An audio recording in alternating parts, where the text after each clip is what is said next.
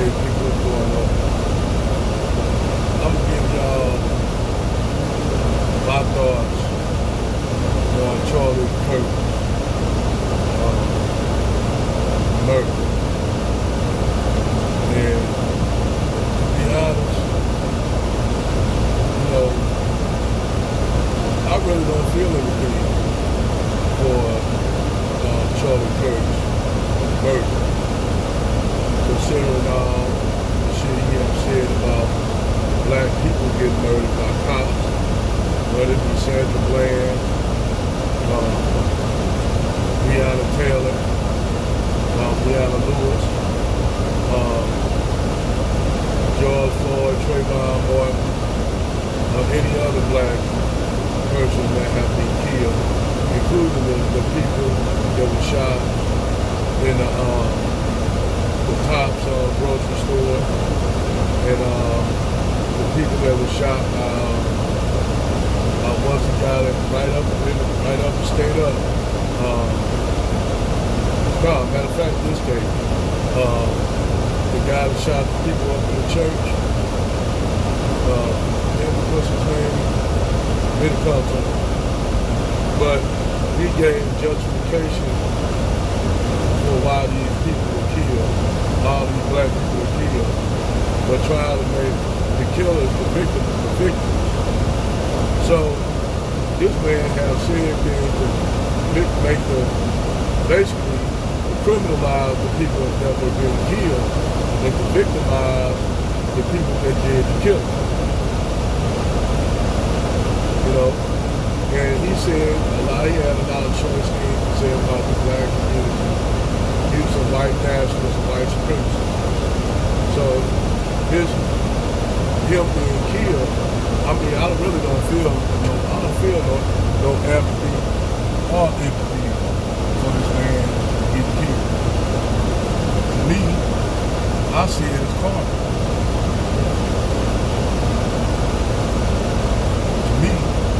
Because if you look what this man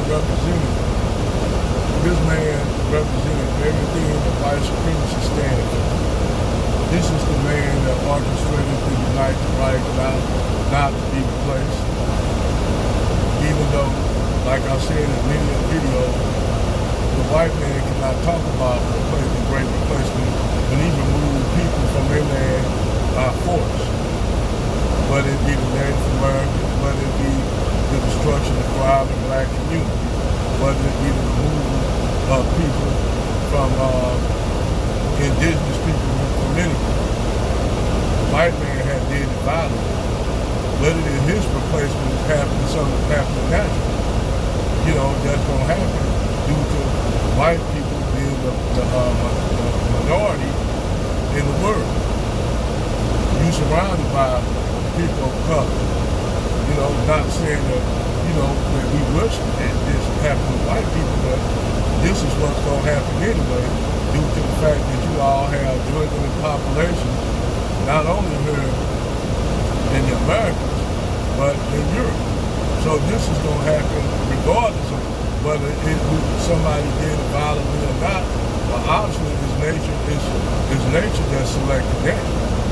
And then your elite white 3% at the top who don't want to pay you a gainful wage, who you are, instead of trying to punch down and blame black people, you maybe should look at the ones at the top, the 3%, instead of looking down, trying to punch down at black people who don't have nothing to do with your situation.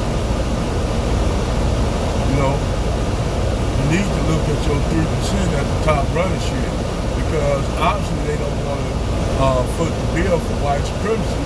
Because if they foot the bill for white supremacy, that means they're supporting the white middle class, and they don't want to support the white middle class because that takes money out of their pocket. See, it's one thing to keep black people at the bottom and object poverty, but to support a lifestyle that you white people want, it's going to cost money that they don't want to pay. That's why they don't want to pay you for gainful employment.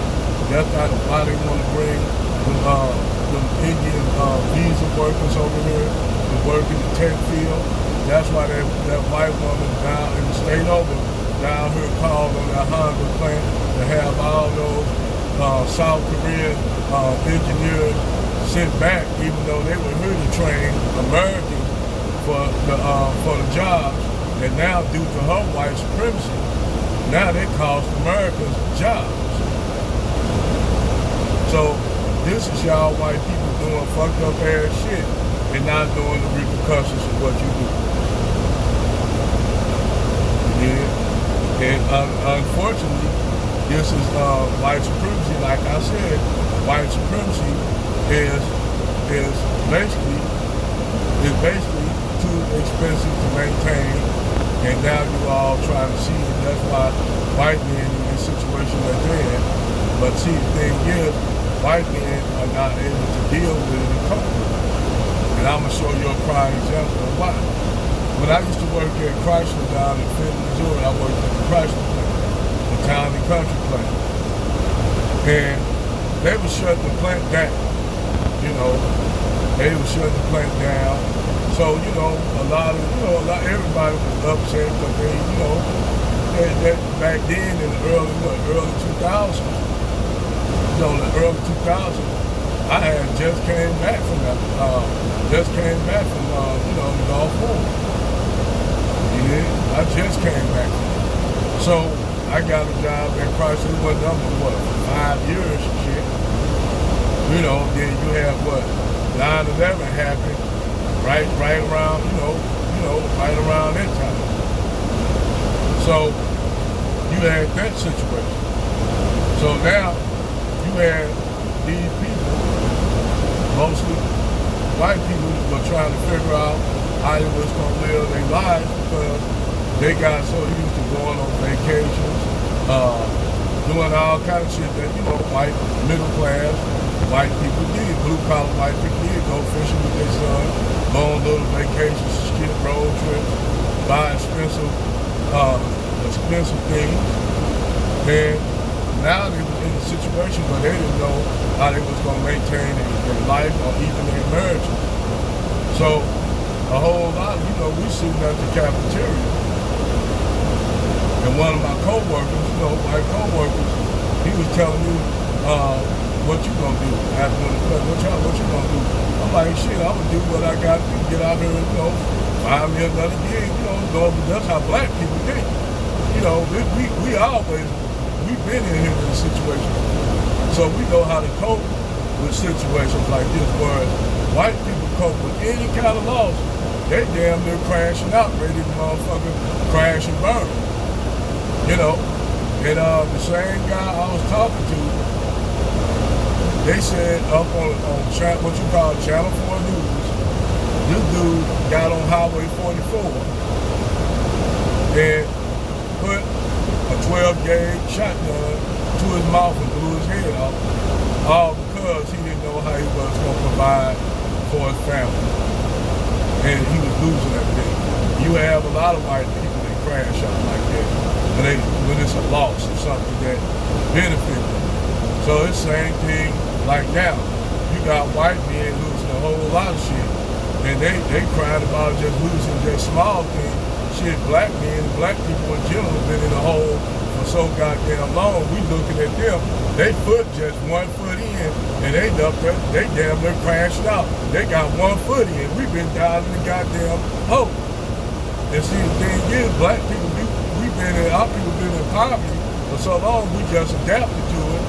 That's why white people, they try to figure out how black people making it and doing it shit and making it. And we at the damn bottom, we still succeeding, and they losing. You see what I'm saying? They hate any kind of loss. Any kind of loss that affect them, white people gonna crash out like a motherfucker because they don't know how to handle loss. You dig? So, like I said, when you got these people that have the privilege, now I ain't saying all white people got this privilege, but they got, you take a poor white person and a poor black person in the same community, and they go apply for a job, a certain kind of job. Both of them have the same training, but they're gonna pick the white dude over the black dude. It ain't that the white dude way more skilled. That black dude can be way more skilled than him, but they back then they used to pick him over the black person because, you know, hey, that was their people. Now that shit don't work no more. They say, nah, you know, you being white don't work, don't cut it. You being white don't cut it. Hey, and you white, so what? And you gonna take money from me, and I'm trying to build a legacy, and hey, you just gonna have to take that L. We sorry. So this is your white elites actually doing y'all in while y'all trying to blame black people for y'all loss. Now, see, we could have formed Voltron, but see, we can't form Voltron because some of y'all think, okay, I see what's going on, but I don't want to crash out on white on my own yet. But one day, hopefully, I'll be there on top of Mount Olympus with them, throwing bolts, lightning bolts and thunder down from Mount Olympus like they are. And I want to keep that hope alive, even though the elite told y'all they lied to keep you poor white people, or the proletarian white person, as the buffer in the community. As long as they keep you saying, it's because of the N-words, y'all niggas, the niggers, that you in your situation. You know, and see, this is the problem that they really have, because this is another thing why the elites been trying to get rid of the Second Amendment, and this is the main kicker. When Luigi Mangione killed the United Health Line, the United Healthcare CEO, and this the thing, but they ain't see now because they not waiting a minute. Some of these white people they figuring it out now. Who run shit? Wait a minute, you gotta do something. You gotta do something. Put a white woman with a black man.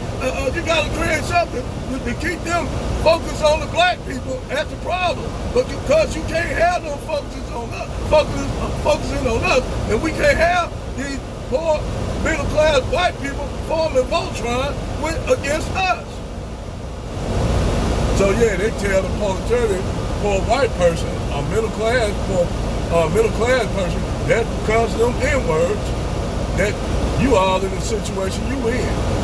See them down there, see them doing all the crime, even though they ain't doing nothing in the white community, they doing it to their own community. But still, the whole idea of them doing anything, they use that as the template to say, see, it's them niggers.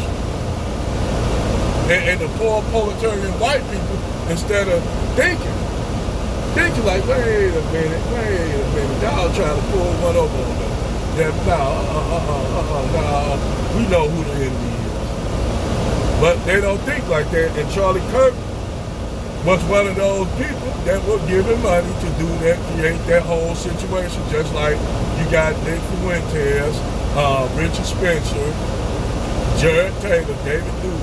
All those are how a white guy put there to do the same thing. They get money from all these wealthy elite people to do the shit.